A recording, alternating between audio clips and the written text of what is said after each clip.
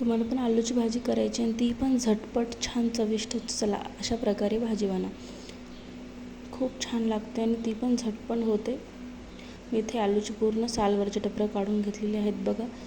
असे 2 ते 3 उकळ्यामध्ये आपल्याला आलू काढून घ्यायचे आहेत बघा. मी गरम पाणी झाले की त्यामध्ये फोडी टाकल्या आता बारीक बारीक करून, छोट्या छोट्या पतल्या पतल्या. अशा प्रकारे 2 ते 3 उकळ्या आल्या की आपल्याला ती भाजी काढून घ्यायची आहे बघा. 70-80% आपल्याला आलूच्या फोडी अशा शिजू द्यायच्या आहेत, म्हणजे पुन्हा जास्त वेळ लागत नाही. तोपर्यंत आपण इकडे पीठ वगैरे चुरून पोळ्या वगैरे करू शकतो. अशी झटपट भाजी होते. मी तर पाण्याच्या बाहेर बघा आलू काढून घेतलेले आहेत.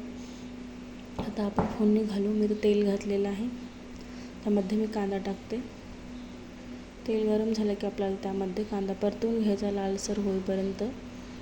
खूप छान लागते. अशा पद्धतीने तुम्ही भाजी जर आवर्जून करा बघा. असं कांदा लालसर होईपर्यंत परतवून घ्यायचा. पुन्हा यामध्ये आपल्याला लसूण घालायचा. लालसर आपला कांदा झालेला आहे बघा. यामध्ये मी लसूण टाकते थोडासा.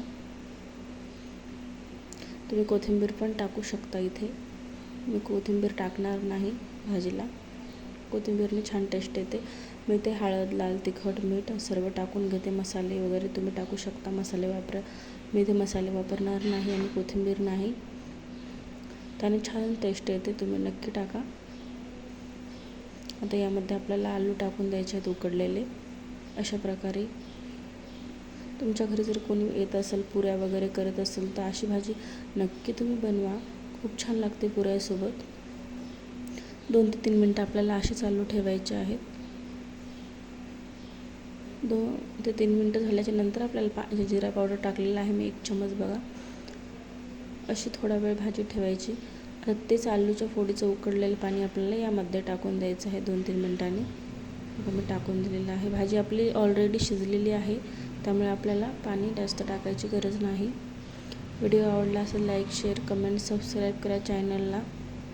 बघा मी 1 चम्मच शेंगदाण्याचा कूट टाकत आहे. किती छान अशी आपली भाजी झालेली आहे बघा. बघू शकता.